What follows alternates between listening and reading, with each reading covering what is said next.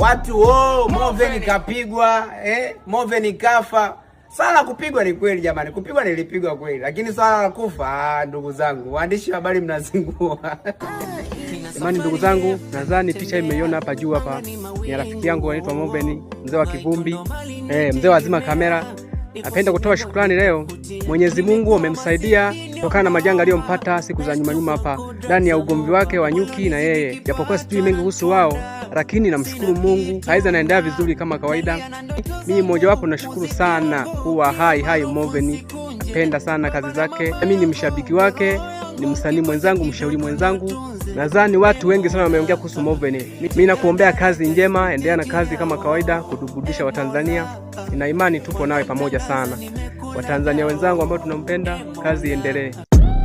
Moven easy, nipe biti twende. Leo kazi ipo. Nadondoka kimondo, sina muda kupoteza, nipe biti nikupe verse.